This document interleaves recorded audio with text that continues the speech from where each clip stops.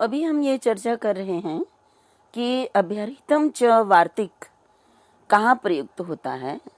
तो जहाँ मैंने आपको बताया कि जहाँ पर भी दो पदों में से एक पद जो कि अधिक सम्माननीय, जिसका अर्थ ही कहेंगे पद की, उस पद से जो अर्थ प्राप्त होता है उसका पूर्व प्रयोग होता है। जैसे तापस पर्वतौ माता पितरौ, इसमें तापस और माता ये दोनों अधिक सम्माननीय हैं, इसलिए इनका पूर्व प्रयोग हुआ है।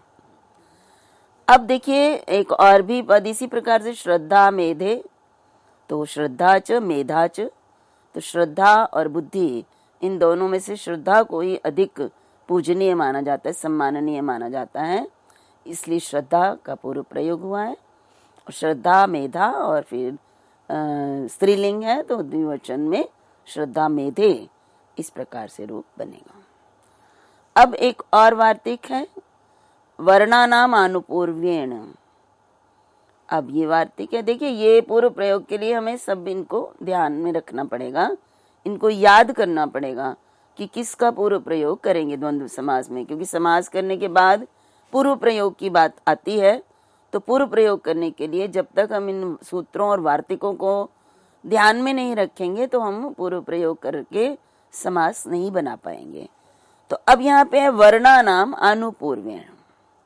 वर्ण यहाँ पे रंग का वाचक नहीं है, यहाँ वर्ण यहाँ पे ब्राह्मण क्षत्रिय वैश्य शूद्र जो वर्ण है, चार वर्ण समाज के, उस अर्थ में प्रयुक्त है। तो यदि हम वर्णों के वाचक पदों में द्वंद्व समास करते हैं तो वहां आनुपूर्वेण अर्थात वहां पर जिस क्रम से उनका प्रयोग किया गया है उसी क्रम से उनका पूर्व प्रयोग किया जाएगा। तो जैसा कि हमारे शास्त्रों में हम देखते हैं, जैसे ही चतुर्वर्ण की बात आती है तो ब्राह्मण क्षत्रिय वैश्य और शूद्र इस क्रम में इनका प्रयोग होता है। तो इसलिए जब हम ब्राह्मणश्च क्षत्रियश्च विश्च या विश्व शब्द है विश्च विशश्च और शूद्रश्च, तो यहाँ पर जब हम इन चारों में समास करते हैं तो अब यहाँ पर प्रश्न उठता है कि इन चार में से पूर्व प्रयोग किस पद का हो। तो यहाँ पे क्योंकि ये वर्ण के वाचक हैं और वर्णवाचक होने के कारण अब जिस क्रम से पहले जो भी वर्ण आता है उस वर्ण का उसके बाद दूसरा, उसके बाद तीसरा, उसके बाद चौथा, तो हमारा जो समास होगा समस्त पद बनेगा वो हम अपनी इच्छा अनुसार क्षत्रिय ब्राह्मण या विट ब्राह्मण, यदि हम देखें तो यहाँ पर अल्पाच तो विट है, उसका पूर्व प्रयोग होना चाहिए, परंतु यहाँ पे वो नियम नहीं लगेगा क्योंकि ये वर्णों का समास है, इसलिए उस सूत्र की अपेक्षा ये वार्तिक प्रयुक्त होगा। तो इसलिए उसी क्रम से जिस क्रम में समाज में इन वर्णों का प्रयोग किया जाता है उसी क्रम से हम इनको प्रयोग करेंगे। और इसलिए ब्राह्मण क्षत्रिय विट शूद्रा, यहाँ पे मैं ये आपको बताना चाहूंगी कि विट शूद्रा जो है यहाँ पे विश और शूद्र ये वास्तव में शब्द हैं। तो विश और श विश शूद्र, तो यहाँ पे श के स्थान पर श और उसके बाद श के स्थान पर ड के स्थान पर ट, वृश्च सूत्र उसके द्वारा श के स्थान पर मूर्धन्य श होता है, विश के श के स्थान पर फिर मूर्धन्य के स्थान पर फिर ड होता है, फिर उसके बाद ड के स्थान पर फिर ट होता है, तब ये विट बनता है। और इसी प्रकार से शूद्रा का जो श है वो षष्ठो अटी सूत्र से श के स्थान पर श हो जाता है। तो इस प्रकार से ये जब हम इसको समस्त पद बनाते हैं तो संधि करने के बाद ये ब्राह्मण क्षत्रिय विट शूद्रा बन जाता है, न कि ब्राह्मण क्षत्रिय विश शूद्रा। संधि करना आवश्यक होता है। जब हम समास कर लेते हैं तो जब संहिता होती है आपस में वर्णों में तो संधि आवश्यक हो जाती है। तो ये मैंने बताया आपको। और अब मैं बताती हूँ कि एक और वार्तिक जिसके अनुसार हम किसका पूर्व प्रयोग करेंगे। तो भ्रातुर ज्यायसः, जब दो भाइयों के वाचक पदों में द्वंद्व समास होता है तो जो बड़ा होता है ज्येष्ठ होता है उसका पूर्व प्रयोग होता है। तो इसके उदाहरण आपको महाभारत के जो 5 पांडव हैं उनसे सभी परिचित हैं। तो जैसे हम कहते हैं युधिष्ठिरश्च अर्जुनश्च, युधिष्ठिर और अर्जुन। तो यहाँ हम सब जानते हैं कि युधिष्ठिर जो है अर्जुन से बड़े हैं, तो जो भाइयों में जो बड़े होंगे उनका पूर्व प्रयोग होगा। यदि ये वार्तिक नहीं होता, ये वार्तिक ना बनाया गया होता, तो यहाँ पे युधिष्ठिर और अर्जुन, इन दोनों में युधिष्ठिर की अपेक्षा अर्जुन में जो है कम अच्छे हैं, तो हम उसका पूर्व प्रयोग करते, हमें प्राप्त होता। परंतु क्योंकि प्रयोग में, भाषा में युधिष्ठिर का पूर्व प्रयोग है, इसलिए आचार्य कात्यायन ने वार्तिक दिया कि ये नियम होना चाहिए कि भाइयों में जो भी बड़ा हो उसके वाचक पद का पूर्व प्रयोग होगा। तो युधिष्ठिर और अर्जुन, युधिष्ठिर का पूर्व प्रयोग किया, रकार र में अ है और अर्जुन का अ में दीर्घ संधि होकर युधिष्ठिरार्जुन, और फिर प्रथमा द्विवचन में औ विभक्ति होने के बाद युधिष्ठिरार्जुनौ, ये रूप निष्पन्न होता है। तो अब हमने आपके सामने ये चर्चा की कि द्वंद्व समास में पूर्व प्रयोग किसका होता है। अब द्वंद्व समास में एक और आवश्यक बात यह है कि द्वंद्व समास में लिंग निर्धारण का क्या नियम है।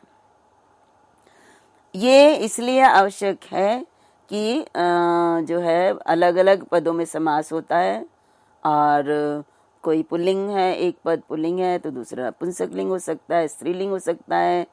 तो उस संबंध में नियम हम पूर्व में भी तत्पुरुष समास के संदर्भ में भी हमने किया। तो सबसे पहला जो है नियम लिंग निर्धारण का, परवर लिंगम द्वंद्व तत्पुरुषयो हो, अर्थात द्वंद्व और तत्पुरुष इन दोनों समासों में जो लिंग है उसका निर्धारण परवर्ती पद के अनुसार होता है। अर्थात जिन पदों में हम समास कर रहे हैं उनमें जो परवर्ती होगा, देखिए अब परवर्ती के लिए कौन सा पूर्व और कौन सा बाद में प्रयुक्त होगा, इसके लिए मैंने अभी आपके सामने सारे नियम, सूत्र और वार्तिक रखे हैं। उसके अनुसार जब हम ये निर्धारित कर लेते हैं कि किस पद का पूर्व प्रयोग करना है, तो फिर हम ये जब लिंग निर्धारण की बात आती है तो जो परवर्ती पद कौन सा हमारे पास प्राप्त हुआ है उस पद को देखकर हम उस समस्त पद का लिंग निर्धारण करेंगे। देखिए ये जान लीजिए कि जब हम समास करते हैं तो समास से पहले दोनों पद अलग अलग होते हैं, भिन्न पृथक पृथक होते हैं, लेकिन जब समास कर लेते हैं तो वो दोनों एक पद बन जाते हैं और एक ही में दोनों का अन्वय हो जाता है। तो क्योंकि दोनों पद अब एक बन गए हैं तो दोनों में एक ही विभक्ति का प्रयोग होगा, पूरा समस्त पद एक पद है। तब ये हमारे पास प्रश्न उठता है कि अब पृथक पृथक पदों में तो हो गया, अगर वो नपुंसक लिंग था तो उसमें नपुंसक लिंग विभक्ति थी, और पुल्लिंग या स्त्रीलिंग है तो पुल्लिंग स्त्रीलिंग विभक्ति थी, लेकिन वो तो काम अब समाप्त हो गया। अब तो ये पुनः एक और समस्त पद बन गया, और फिर प्रातिपदिक संज्ञा इसकी हो जाती है, और प्रातिपदिक संज्ञा के कारण यहाँ पे क्या है कि अब इसको पुनः प्रयोग के लिए इसमें विभक्ति का प्रयोग करना है। यदि दो हैं तो द्विवचन में प्रयोग होगा, अनेक हैं तो बहुवचन में होगा। तो फिर हमारे पास प्रश्न उठता है कि इनका लिंग कौन सा होगा, किसके आधार पर हम अब लिंग निर्धारण करेंगे।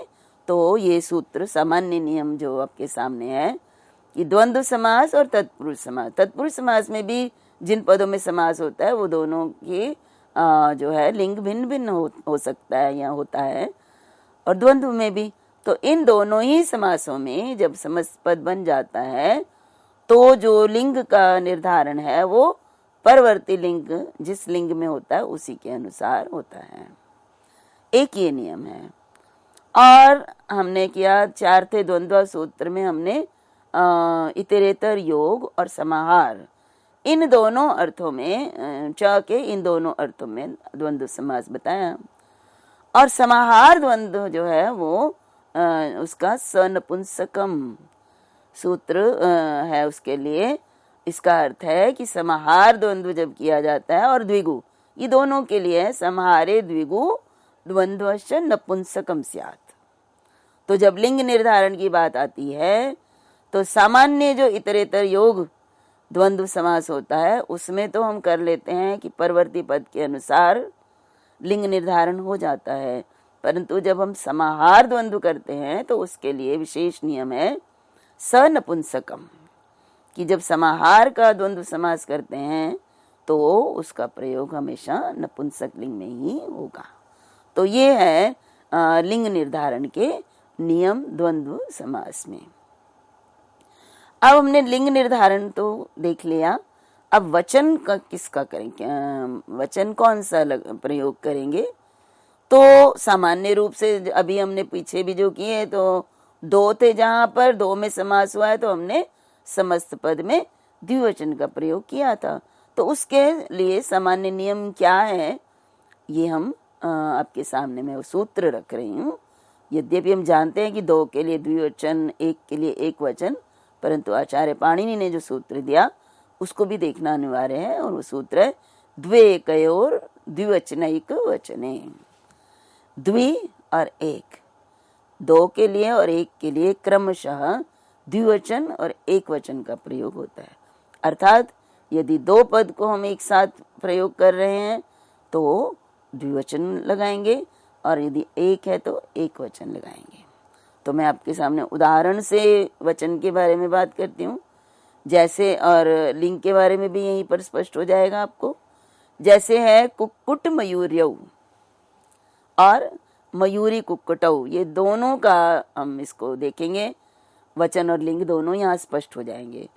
तो कुक्कुट मयूर्यौ या मयूरी कुक्कुटौ, जब इनको समास विग्रह होगा तो होगा कुक्कुटश्च मयूरीच और मयूरीच कुक्कुटश्च। ये हमारा जो है वो इनका विग्रह होगा दोनों का। अब विग्रह करने के बाद जब कुक्कुटसु और मयूरीसु या मयूरीसु कुक्कुटसु, ये हमारा जो है विग्रह होगा, अलौकिक विग्रह। और फिर समास करेंगे हम चार ते द्वंद्वा, और ये इतरेतर योग द्वंद्व समास है। तो समास करेंगे, प्रातिपदिक संज्ञा करेंगे, विभक्ति लोप करेंगे, तो हमारे पास स्थिति होती है कुक्कुट मयूरी और मयूरी कुक्कुट। तो अब यहाँ पर हमारे सामने ये प्रश्न उठता है कि जब कुक्कुट मयूरी बन गया तो ये दो हैं, तो इसलिए इन दो होने के कारण इनको सामान्य नियम है कि जब ये दो में समास होता है, अगर दो पद हैं तो द्विवचन में प्रयुक्त होगा। तो कुक्कुट मयूरी और औ होगा, इसी तरह मयूरी कुक्कुट औ होगा। परंतु यहाँ पर अब एक ये प्रश्न भी उठता है कि लिंग निर्धारण कैसे होगा? तो देखिए दोनों के लिंग निर्धारण भिन्न हैं। कुक्कुट मयूरी में मयूरी स्त्रीलिंग है, बाद में परवर्ती है ना, परवर लिंगम द्वंद्व तत्पुरुषयों के अनुसार परवर्ती है मयूरी, तो इसलिए मयूरी के अनुसार लिंग होगा। अर्थात स्त्रीलिंग में तो स्त्रीलिंग प्रथमा विभक्ति द्विवचन में प्रयोग होगा और कुक्कुट मयूर्यौ बनेगा। और जो है मयूरी कुक्कुट में जो मयूरी पहले आ गया ना, कुक्कुट बाद में है, तो कुक्कुट पुल्लिंग है, इसलिए कुक्कुट के अनुसार लिंग निर्धारण होगा। वचन तो दोनों का होगा लेकिन कुक्कुट के अनुसार होगा, तो हमारा मयूरी कुक्कुटौ, कुक्कुट पुल्लिंग प्रथमा विभक्ति द्विवचन में ही रूप बनेगा। तो ये मैंने आपके सामने स्पष्ट किया कि समस्त पद में लिंग का निर्धारण और वचन का निर्धारण कैसे किया जाएगा। अब बहुवचन की बात आती है। देखिए द्वंद्व समास दो में होना ये कोई आवश्यक नहीं है, दो से अधिक पदों में भी होता है। तो जब दो से अधिक पदों में समास होगा तो उसमें फिर विभक्ति, क्योंकि वो अनेक हो जाएंगे ना, दो से अधिक बहुत हो जाते हैं, तो बहुत हो जाएं तो बहुषु बहुवचनम। अगर दो से अधिक में द्वंद्व समास होता है तो वो बहुत बन जाते हैं, और बहुत होने के कारण फिर उनसे बहुवचन का प्रयोग होता है। जैसे उदाहरण आपके सामने है धव खदिर पलाशाह। यहाँ देखिए धवश्च, खदिरश्च और पलाशश्च, ये तीन है यहाँ पे। धव ये धान है, तीनों एक प्रकार की धान है, तो धव, खदिर और पलाश। तो ये तीनों हैं, तो इन तीनों का जब हम समास करेंगे तो धव खदिर पलाश समास इत्यादि करने के बाद, और फिर उसके बाद हमारे पास ये प्रश्न उठता है कि अब लिंग निर्धारण और वचन का निर्धारण कैसे किया जाए।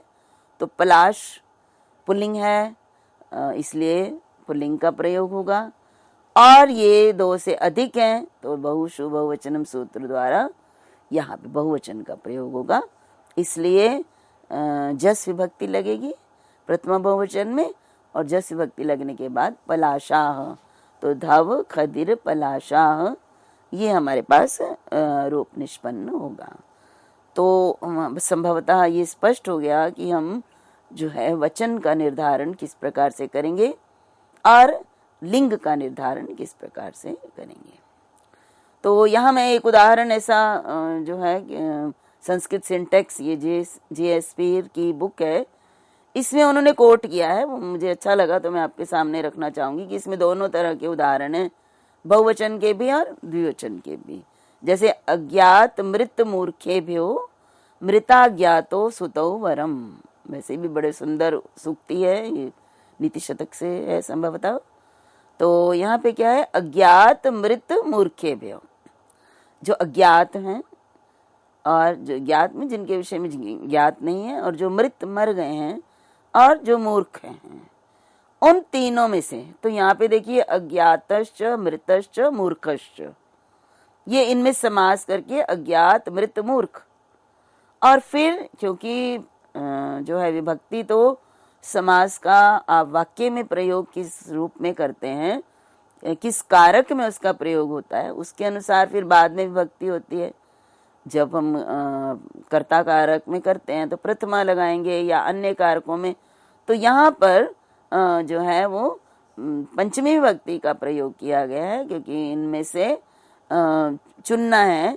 तो यहाँ पे पंचमी में है, तो उससे मुझे अभी इतना स्पष्ट नहीं मैं करना चाहूंगी, मैं केवल ये बताना चाहती हूँ कि एक तो ये कि दो से अधिक में समास है, और दो से अधिक में समास होने के कारण जो इसका वचन है वो बहुवचन होगा, अज्ञात मृत और मूर्ख।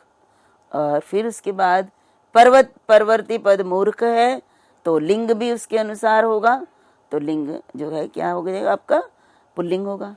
तो पुल्लिंग और पंचमी बहुवचन का प्रयोग होकर यहाँ पे अज्ञात मृत मूर्खेभ्य बनता है बहुवचन में पंचमी विभक्ति के। तो एक तो ये उदाहरण हो गया आपका बहुशु बहुवचनम का द्वंद्व समास में और लिंग का। अब एक उदाहरण इसमें ये भी दिया, इसी में वो मिल जाता है मृताज्ञातौ, मृत और अज्ञात। अब ये दो में समास है, अज्ञात मृत और मूर्खों में से मृत और अज्ञात पुत्र वरम में श्रेष्ठ होते, सुतौ में पुत्र वरम में श्रेष्ठ। तो कौन से पुत्र जो हैं श्रेष्ठ होते हैं, तो जो इन तीनों में से अज्ञात हो, जिसका कोई पता ही नहीं है, पता ठिकाना नहीं है, जो मृत है, जो मूर्ख है, उसमें मृत और अज्ञात जो है ये श्रेष्ठ होते हैं। मूर्ख जो है वो उसका होना ना होना एक बराबर होता है। तो यहाँ मृत और अज्ञात, तो मृतश्च अज्ञातश्च, तो ये द्वंद्व समास दो में है। पूर्व जो शब्द है उसमें तीन में समास था, अब दो है, तो इसलिए यहाँ पर बहुवचन का प्रयोग होगा। और अज्ञात पद बाद में है, परवर्ती है, तो पुल्लिंग, तो पुल्लिंग द्विवचन में मृत और अज्ञात में जब हम संधि करते हैं मृताज्ञात बनाकर, द्विवचन मृताज्ञातौ ये रूप निष्पन्न होता है। तो इस प्रकार से वचन से संबंधित ये सामान्य नियम आचार्य पाणिनि ने जो दिए हैं, उनको मैंने द्वंद्व समास में भी उनका प्रयोग होता है, इसलिए आपको वो मैंने अभी आपको स्पष्ट किया। परंतु समस्त पद के वचन निर्देश संबंधी विशेष नियम हैं, और उन नियमों को भी जानना अत्यंत अनिवार्य है।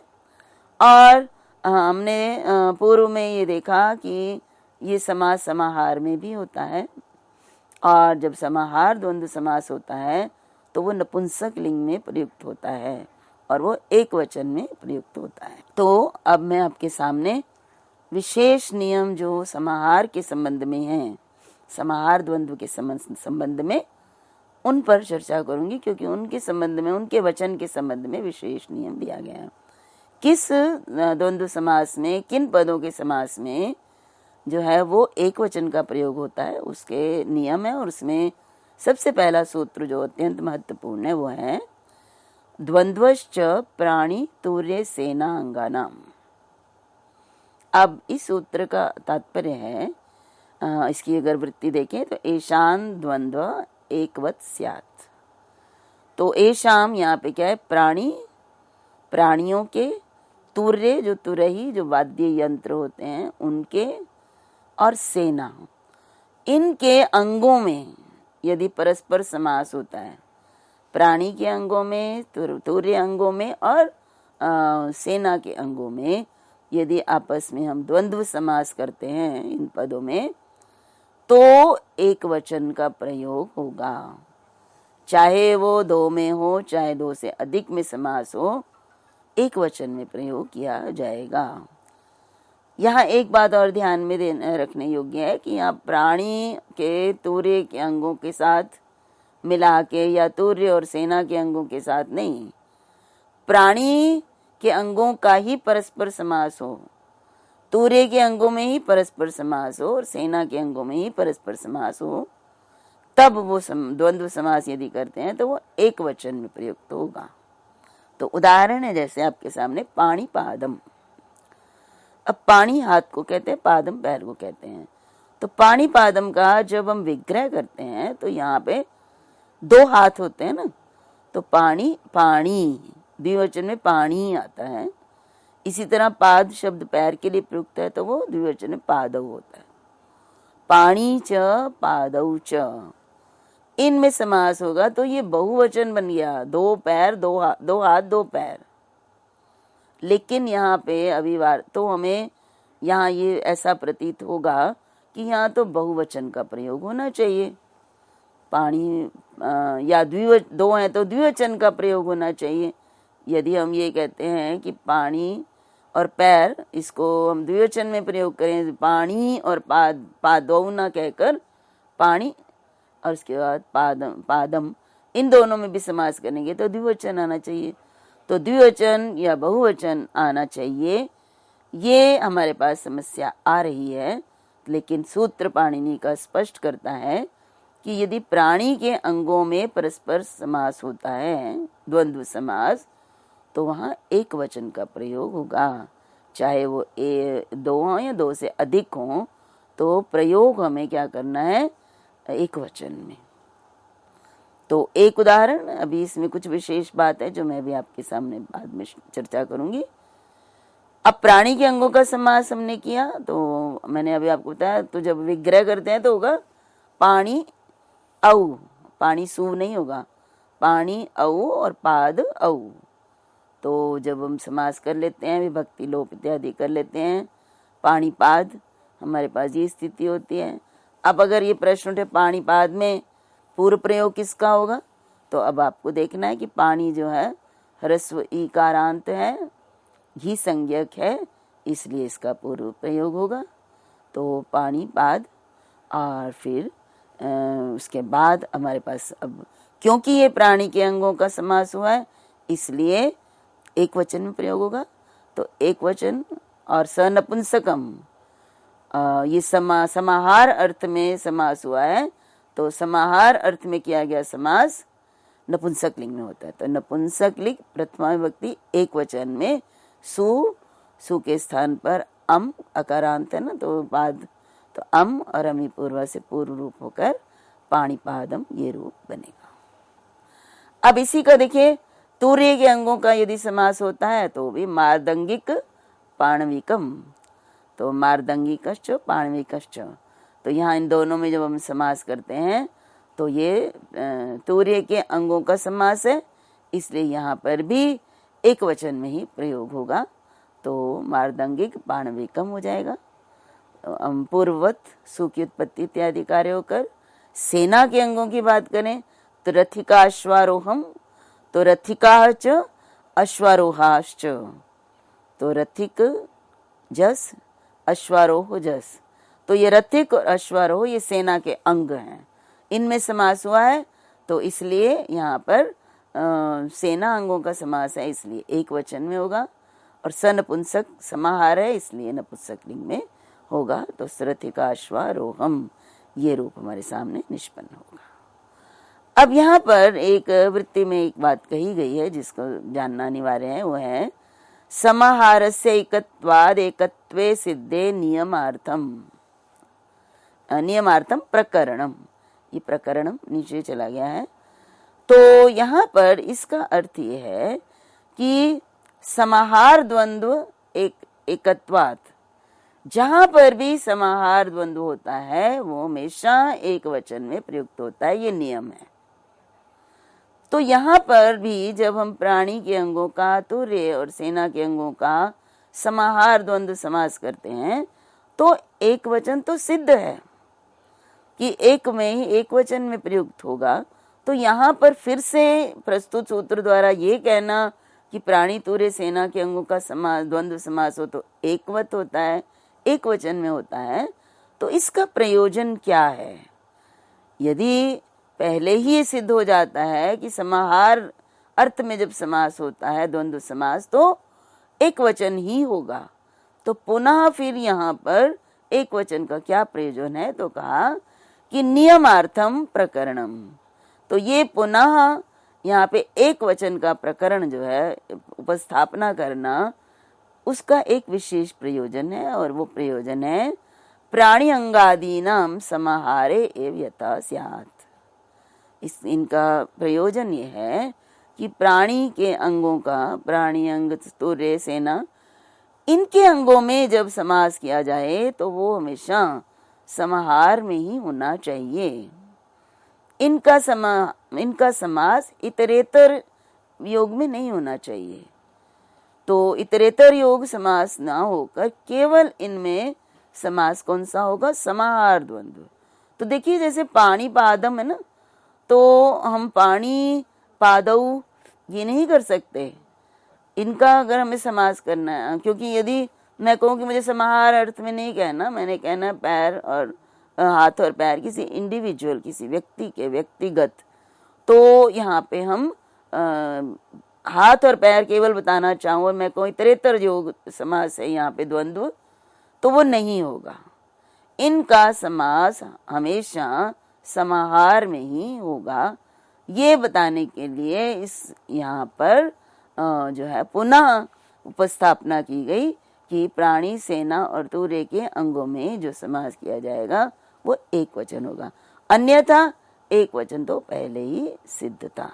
तो इस प्रकार से ये स्पष्ट होता है कि यदि हम पाणी पादौ या रथिकाश्वारोहाः, रथिकाश्च अश्वारोहाश्च, इसको हम बहुवचन में करते हैं, या मार्दंगिक और पाणविकम, इनको हम समास करके पाणविकौ कह देते हैं, इतरेतर योग द्वंद्व कर देते हैं, तो ये नहीं होगा। इसका प्रयोग भाषा में कहीं पर भी नहीं होता। जबकि देखिए हम कहते हैं धव खदिर पलाशाः, धव खदिर और पलाश, इसको हम जो है बहुवचन में कर लिया हमने प्रयोग, इसको समाहार द्वंद्व नहीं किया। हमारी इच्छा है कि हम समाहार द्वंद्व करें या नहीं करें, परंतु इस संदर्भ में प्राणी तुर्य और सेना के अंगों का जब भी समास किया जाएगा तो वहां पर हमें समाहार अर्थ में ही समास करना होगा, उसको हम इतरेतर योग द्वंद्व समास नहीं करेंगे और उस रूप में प्रयोग नहीं कर सकेंगे। तो इस प्रकार से आज मैंने आपके सामने ये स्पष्ट किया कि कहाँ समास में द्वंद्व समास करते हुए एक वचन का ही प्रयोग किन स्थलों पर होगा, अन्यथा सामान्यतया तो दो के लिए द्विवचन और बहुतों के लिए बहुवचन का प्रयोग होता है। तो आज के लिए इतना ही। इससे आगे और भी सूत्र हैं जो एक वचन का निर्धारण करते हैं द्वंद्व समास में, इनकी चर्चा मैं आपके साथ अगले व्याख्यान में करूंगी। तब तक के लिए सभी को मेरा नमस्कार।